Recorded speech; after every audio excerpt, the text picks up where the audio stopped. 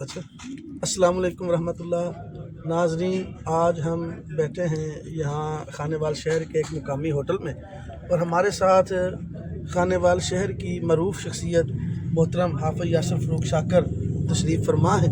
ان کے والد محترم کی مسلک اہل حدیث کی ترویج کے لیے گراں قدر خدمات ہیں۔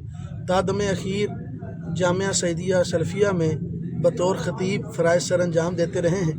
اہل حدیث یوتھ فورس ضلع جنگ کے بانی رہے ہیں، اور ماشاءاللہ محترم یاسر فروخ شاکر صاحب بھی اپنے والد محترم کے نقش قدم پہ چلتے ہوئے مرکزی جمعیت اہل حدیث پاکستان کے ساتھ وابستہ ہیں۔ آئیے ان سے گفتگو کرتے ہیں۔ جی السلام علیکم ورحمۃ اللہ۔ وعلیکم السلام۔ یاسر بھائی، کیا حال چال ہے؟ ماشاءاللہ آپ کو تعلیم و تربیت کا کام ورثے میں ملا ہے، اور آپ اپنے والد محترم کی طرح مسلک اہل حدیث پہ جان چھڑکتے ہوئے نظر آتے ہیں، اور علماء کے ساتھ خصوصی محبت کہ دور دراز کا سفر کر کے ان کے پاس ان کے انٹرویو کرنے کے لیے بھی جاتے ہیں۔ تو آج آپ کا انٹرویو ہم کر رہے ہیں، تو آپ کو کیسا لگ رہا ہے؟ میرے لیے بڑی سعادت کی بات ہے کہ آپ جیسی ایک عظیم شخصیت مرکزی جمعیت اہل حدیث پاکستان کے آپ مرکزی رہنما ہیں۔ الحمدللہ آپ کی بھی بڑی دینی خدمات ہیں۔ اللہ تعالیٰ شرف قبولیت سے نوازے آمین۔ کہ آپ بندہ ناچیز کے بعد تشریف لائے، ورنہ ہم تو دریا اٹھانے والے کارکن ہیں۔ اللہ تعالیٰ کارکوری رکھے، ہم تو دریا بچھانے والے کارکن ہیں۔ یہ آپ کی ذرا نوازی ہے کہ آپ تشریف لائے۔ اللہ تعالیٰ آپ کی محبت کو قبول کرے۔ آمین۔ اچھا محترم یاسر بھائی، ماشاءاللہ میں ناظرین کو بتاتا چلوں، اسی اسنا میں اہل حدیث یوتھ فورس تحصیل میاں چنو کے جنرل سیکرٹری محترم بھائی ضیاء الرحمان صاحب بھی انہوں نے ہماری محفل کو جوائن کیا ہے۔ اللہ انہیں جزائے خیر عطا فرمائے۔ تو یاسر بھائی، آپ اپنے والد محترم کہ ماشاءاللہ اللہ آپ کو ان کا حقیقی جانشین بنائے، تو آپ کی عمر کتنی تھی جب مولانا فروخ شاکر صاحب اللہ کو پیارے ہوئے؟ میری تقریباً 10 سال کی عمر تھی جب والد صاحب انتقال کر گئے تھے۔ اسکول کی تیسری کلاس میں پڑھتے تھے، تیسری یا چوتھی کلاس میں پڑھتے تھے۔ تو میں نے والد صاحب کے پیچھے آخری جمعہ بھی ادا کیا۔ اللہ اکبر، ماشاءاللہ۔ ان کے یہ الفاظ تھے کہ شاید یہ میری زندگی کا آخری جمعہ، اللہ اچھا۔ میں نے خود یہ الفاظ ان کے کانوں سنے۔ اگلا جمعہ انہوں نے پڑھایا نہیں، طبیعت ان کی خراب تھی، اور اس سے اگلے ہفتے جو ہے سوموار والے دن وہ انتقال کر کے 6 جون 2005 کو۔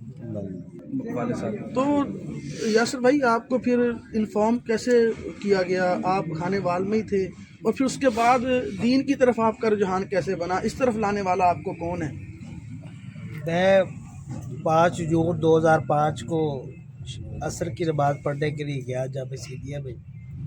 تو جامعہ سعیدیہ کے دفتر کے باہر جامعہ کے ناظم مولانا خبیب احمد سعیدی صاحب تشریف فرما تھے، اور اسی طرح ہمارے استاد تھے ماسٹر اکبر صاحب، وہ بھی تشریف فرما تھے۔ تو انہوں نے والد صاحب کے متعلق پوچھا، تو میں نے کہا جی ان کی طبیعت ٹھیک ہے۔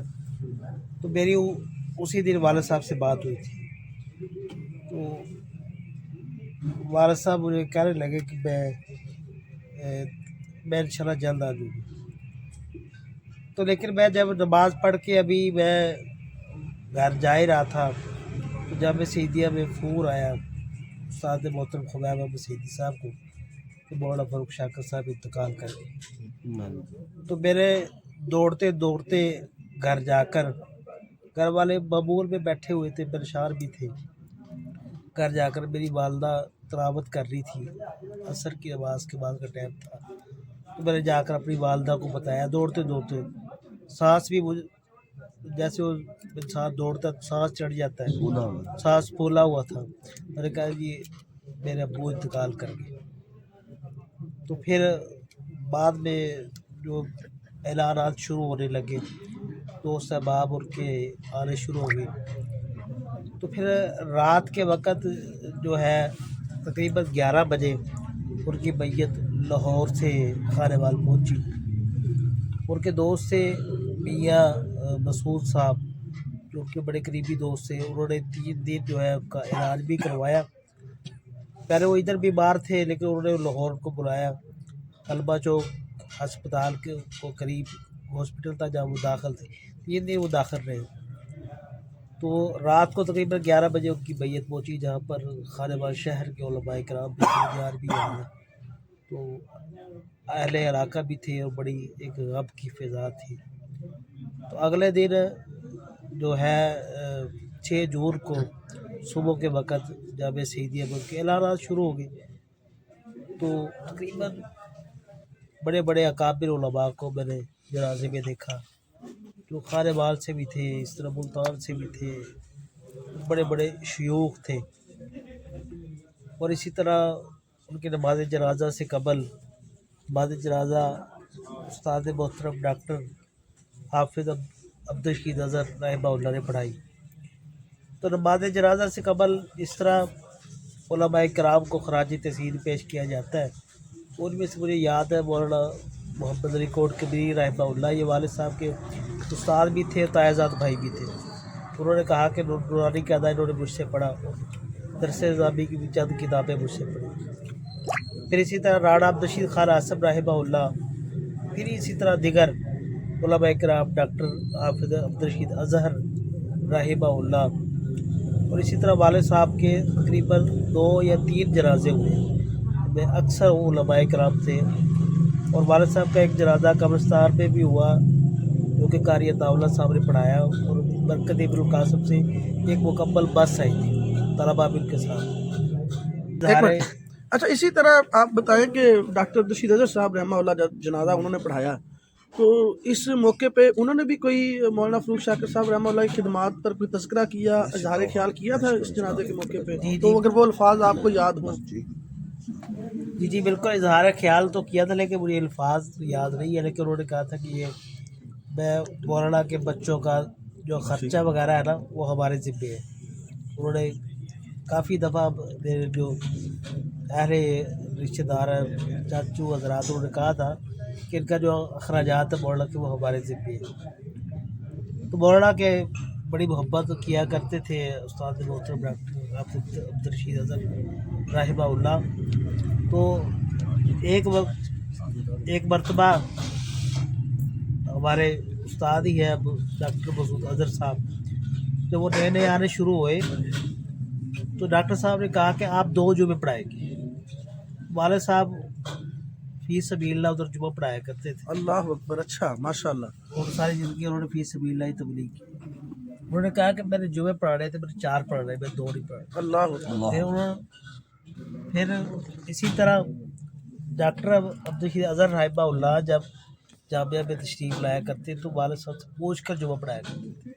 ये उनकी बड़ी मोहब्बत थी, और सारी ज़िंदगी उनकी मोहब्बत रही। डॉक्टर साहब को अल्लाह ने बड़ी सलाहियतों से नवाजा था, और वो माशाल्लाह अहले इल्म का हया करते थे, उनका बड़ा पास रखा करते थे। जैसा कि आपने कहा कि उन्होंने जनाजे के मौके पे, जहाँ यकीनी बात है कि जमे गफ़ीर होगा, वहाँ उन्होंने इस बात का इजहार किया कि मौलाना फ़रूख शाकिर रहमहुल्लाह अगर उन्होंने सारी ज़िंदगी फ़ी सबीलिल्लाह जुमा पढ़ाया है, तो उनकी औलाद का ख़र्चा जो सारा वो हम अपने ज़िम्मा पे लेते हैं। तो यकीनी बात है कि ये बहुत बड़ा उनका बड़ापन था। अल्लाह तबारक तआला उनके इन जुमलों को, उनकी खिदमात को कबूल फरमाए। इसी तरह मौलाना फ़रूख शाकिर साहब रहमहुल्लाह, फिर उनका ज़रिया माश क्या था? रूहानी मुआलिज भी थे बहुत अच्छे, मुझे पता है, याद है कि वो रूहानी मुआलिज भी थे, और लोग दूर दराज से उनसे दम वगैरह करवाने आते थे। तो इसके अलावा फिर वो, क्योंकि जुमे का तो कुछ नहीं लेते थे, तो घर का गुजारा कैसे चलता था? उनका जो ज़रिया मौश था, अब 6 बहन भाई थे, एक हमारी सिस्टर बहुत होगी 2014 में। तो उनका ज़रिया मौश ये रूहानी मौलिज थे। अगर कोई दे देता तो ठीक है, तो अगर कोई नहीं देता तो वो मुतालबा नहीं करते थे। तो इसी से उनके 6 हम बहन भाई थे, तकरीबन 6 भाई उनके थे ज़ाती, जिनकी वो खुद कमाल करते थे। अल्लाह अकबर। अच्छा। इसी तरह 2 बहनों का मामला था। खुद बड़े थे वो अपने जी, सब खुद बहन बड़े भाइयों में? वो खुद बड़े थे। सही। वो खुद बड़े थे, वो भाइयों की भी कफालत करते थे। इसी तरह बहनों के मामला थे, उनको भी देखते। इस तरह ख़ानदान में भी बड़े थे, हर किसी के दुख सुख में शरीक होते थे, और बरादरी में उनका एक बड़ा मुकाम था। अल्लाह, आज तज़किरा हम सुन रहे हैं मोहतरम मौलाना फ़रूख शाकिर रहमहुल्लाह का। यकीनी बात है कि ऐसी शख्सियात जो हमसे खो चुकी हैं, दोबारा उनका आना اور ان جیسی شخصیات کا آنا وہ مشکل ہی نہیں ناممکن ہے. اللہ ان کی خدمات کو قبول فرمائے. ہم اس انٹرویو کو انشاءاللہ آگے چلائیں گے اور یہ ابھی پہلی قسط اس کی ہے اور انشاءاللہ اس بڑا مزہ آیا محترم بھائی یاسر فروخ شاکر صاحب سے گفتگو کرنے کا. اور یہ وہ دل کی باتیں ہیں جو آج تک ان کے دل میں ہی تھی تو یہ باہر نکلی ہیں. انشاءاللہ میں کوشش کروں گا کہ آئندہ انشاءاللہ اس موضوع کو آگے چلایا جائے اور باقاعدہ طور پہ ہم سوال تیار کر کے انشاءاللہ بھائی یاسر فروخ شاکر صاحب کا انٹرویو کریں اور انشاءاللہ اس سلسلے کو ہم آگے بڑھائیں گے. اور جو فوت شدہ علماء ہیں ان کی اولاد سے ہم انشاءاللہ ان کی زندگیوں کے بارے میں جانیں گے. تو کیمرہ مین سید عبداللہ فردوسی صاحب کے ساتھ اجازت دیجیے. اللہ حافظ.